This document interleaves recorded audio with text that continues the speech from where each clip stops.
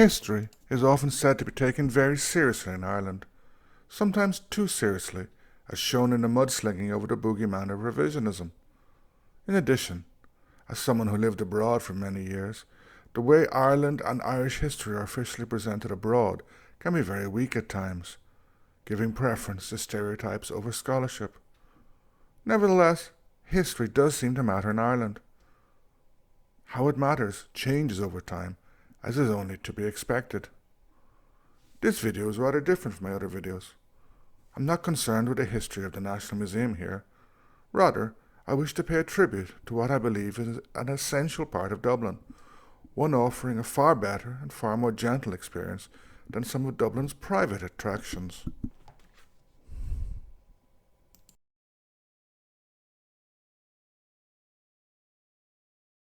Growing up in Dublin in the late 1970s and early 1980s, I visited the National Museum often. Indeed, at times it was like a second home to me. And I'm sure I'm not the only person who has this deeply personal relationship with the museum. I have been visiting it for more than 40 years and will keep returning to it when I'm in Dublin and in need of recharging my batteries. It is a special place, a refuge from a complicated world, but one with a key role in examining, defining and questioning Irish history and identity, and also one that helps us choose the paths that lead into the future.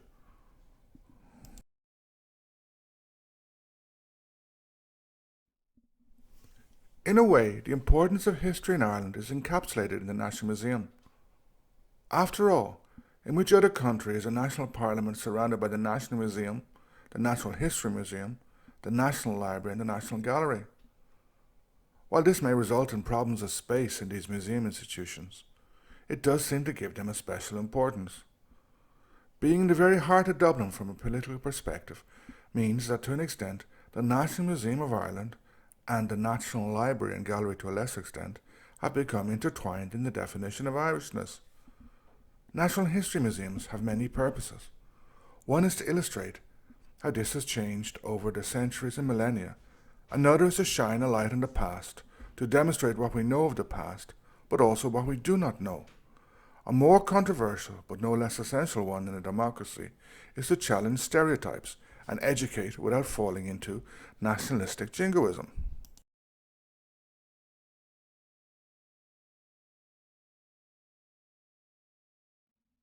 Somewhat ironically, the history of the National Museum is not well known. Originally, it was part of the Royal Dublin Society, which owned all of Leinster House. In 1877, the RDS buildings and collections were taken over by the state, while in 1921 it became the National Museum of Ireland.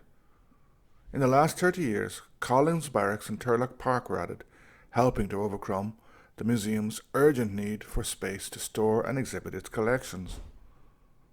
The museum has a number of permanent and temporary exhibitions. I will not show video from all of these. Some, notably the Kingship and Sacrifice exhibition, better known as the Bog Bodies, are too dark for filming. Part of their atmosphere, I might add. Others were left out due to lack of time, such as the Egyptian section. Furthermore, one of my favourite sections on medieval Ireland was closed when I was last there. However, I believe it has since reopened.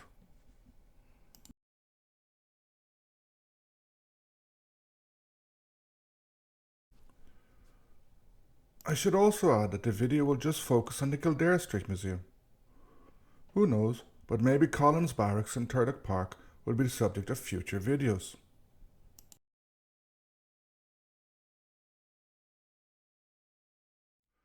The medieval section is important, as it looks at Ireland in a period which witnessed the assimilation of the Norse and afterwards the Norman invasion and the later assimilation of these new settlers. All of this altered the dynamics of Ireland. Later in this period, there was a considerable pushback against the Normans, many of whom became Gaelicized, while Gaelic lords resisted and defeated at times the Normans. The exhibition ties into the Soldiers and Chiefs section in Collins Barracks. Since I'm a specialist in the early modern period, and more specifically the 9 Years' War, I admit I'm biased here, and think that late Gaelic Ireland should be looked at in greater detail in the museum. The difficulty is where to do this. Nonetheless, it is something important, since the 16th and 17th centuries moulded the identities that would emerge in the island of Ireland. The defeat of Hugh O'Neill at Kinsale and the flight of the Earls meant that one possible path of development came to an end and was replaced by a much more colonial one. The marks this left on Irish society continue to be felt today. In addition, Gaelic Ireland is something misunderstood, and is too often seen as something archaic and static, doomed to be destroyed by the more modern English society, when in fact, like any society, it was dynamic and modernising. English victory in the 9 Years' War was, to steal Wellington's word, the nearest run thing.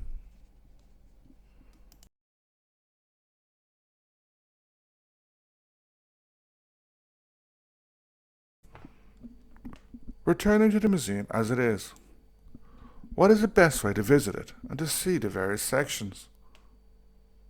I think there are a number of ways this can be done. One is chronologically. This is easy enough to do, as with a few exceptions, the exhibits can be followed in a chronological order, leaving aside the non-Irish exhibitions. A second way is more directed. In other words, focusing on a specific exhibition or section, especially one in which there are audiovisual parts, such as Viking Dublin or the new exhibition on Glendalough. The last time I visited a museum, there was a temporary exhibition on Columkill celebrating 1500 years of devotion to him. The artifacts in this exhibition and its presentation clearly demonstrate how Gaelic Ireland was definitely not a backward, archaic society. It's still going on, and I would highly recommend it. It also includes an online lecture series. In 2016, there was a temporary exhibition focused on Roger Casement's humanitarian work in Africa and South America, something which resonated with me, as I spent 2 decades living in Rio de Janeiro, a few hundred meters from where Casement lived when he was British consul there.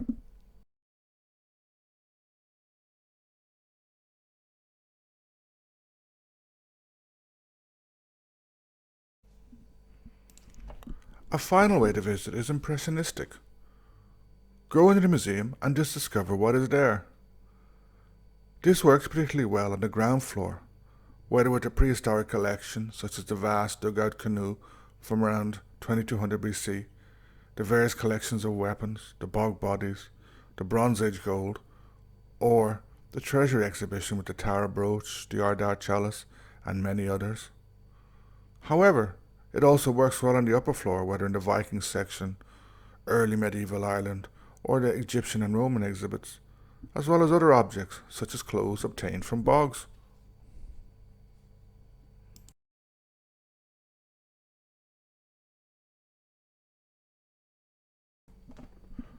Returning to the chronological tour, at least of Irish history, this starts at the Prehistoric Ireland section, which basically focuses on the Neolithic and the Bronze Age. Most of these artifacts are displayed on the outside part of the ground floor. A vast range of objects can be found, such as tombs and urns, pottery, tools, horns and weapons, such as axes, spearheads, daggers, swords and halberds. In addition, when I visited last year, there was a very interesting exhibition on the excavation of the mounds of the hostages in Tara. I think it's only a temporary exhibition, but it's excellent. The range of material on display in this section is impressive. Equally impressive is the quantity of artifacts, especially those in cases where large hoards were discovered. Moreover, reading on the museum website and the material on display, it is clear that what is on display is only a small part of what the museum holds. Also part of this section is the massive dugout canoe mentioned above, a reconstruction of a wedge tomb, as well as a couple of reproductions of burials. After this, move on to the ore exhibition, which occupies the center of the ground floor. Here, there are hundreds and hundreds of beautiful gold objects from between 2200 BC and 500 BC. These include torques, discs, lunae, ornaments, pins, dress fasteners, and hoards of gold objects. The sheer amount of finely worked gold objects is striking, as is the skill of those who made them.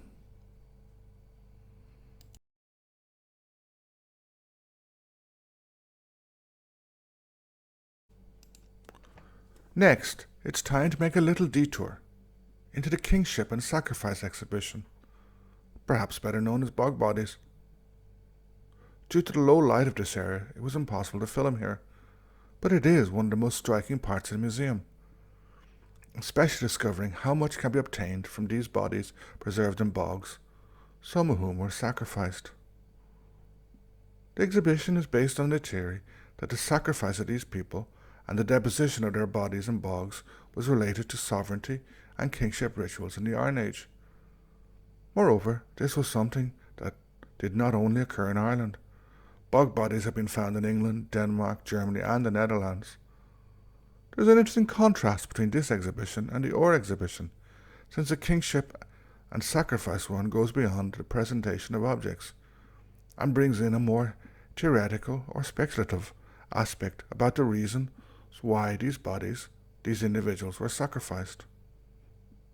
Both these approaches, presentation and theorization or speculation, are equally valid, and it benefits the museum to have both.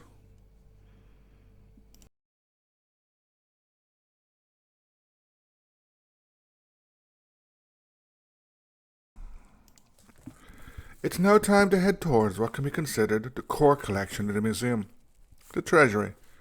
This contains objects, or rather beautiful artifacts, ranging from the Iron Age to the 12th century. It includes some of the most notable productions of Irish art, though perhaps they're better described as Gaelic, such as the Brighter Collar and Boat, the Tara Brooch, the Moylach Bell Shrine, the Derrynaflan Chalice, the Clonmacnoise Crozier, and the Cross of Cong, and many, many more. I do not need to say much about these. So much has been written about them already. And more importantly, they are things that really have to be seen to be understood. There are 3 galleries in the Treasury. The majority of exhibits are contained in the first gallery. However, both of the other 2 are interesting. The first deals with the Fadden Moor Psalter, a manuscript from around 800 AD found in a bog in 2006, while the second looks at the world of medieval craftwork.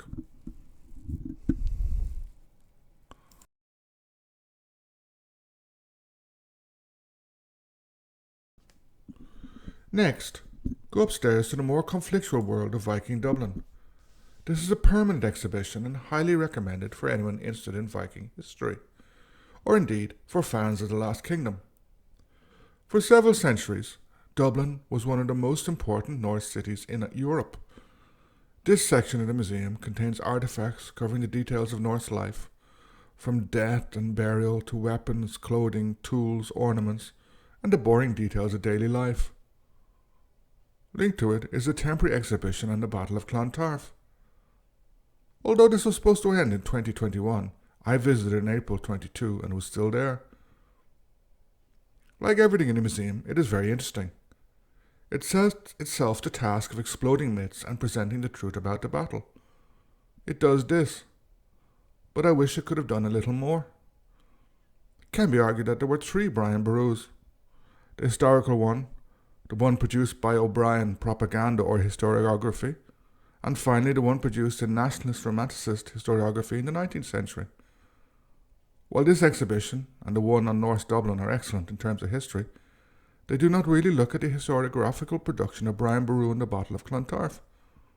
This is perhaps an opportunity lost, although it must be admitted that finding space for this would have been difficult.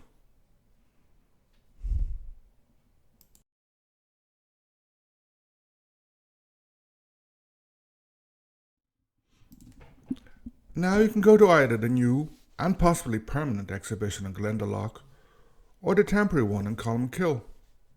Both are recommended. The latter is centred on a Cottish shrine and other relics related to Colmkill, while the Glendalough one is broader in scope and looks at the history of Glendalough over the centuries.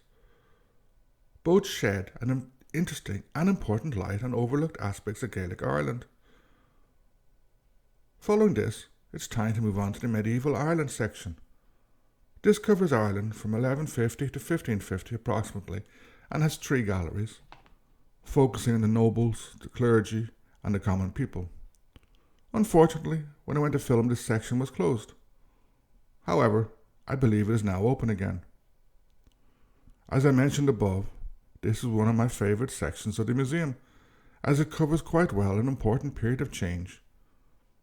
One in which it is clear that the Gaelic lords of the 1300s or 1500s were far different from those 1,000 years before.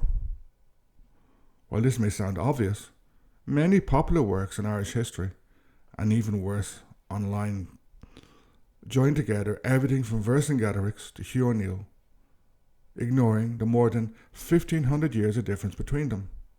However, in general, the National Museum does a great job in avoiding Celtomania, presenting instead history as it is in its messy and nuanced complexity, rather than as some believe it should be.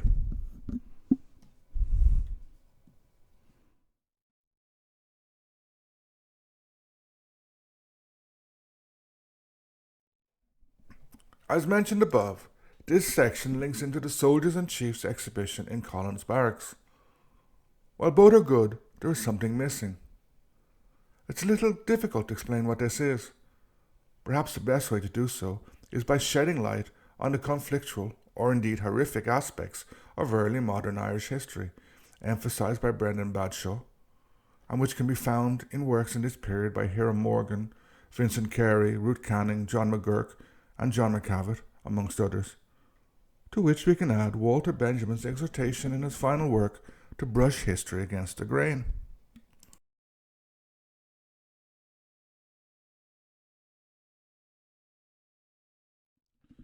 The destruction of Gaelic Ireland, and afterwards of the Old English, and the creation of a colonial state in Ireland, as well as the Ulster Plantation and others elsewhere, is a highly contentious period.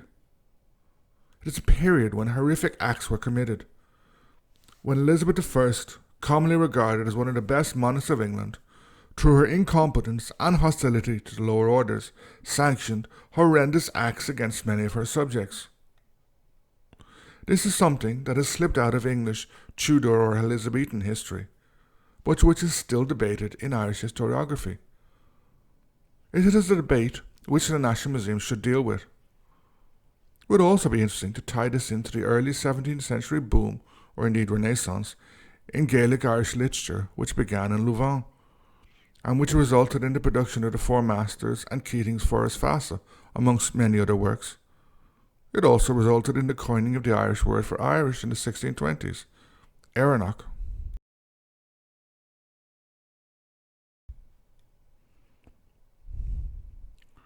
The National Museum in Kildare Street is undoubtedly a special place, one that is intertwined with Irish identity.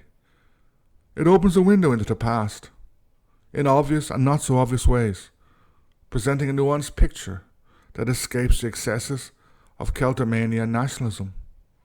Along with Collins Barracks, it allows visitors to gain a great understanding of Irish history and identity. In short, the National Museum presents a picture of Ireland based on real history, with its complications, complexity, and beauty, as well as its ugliness.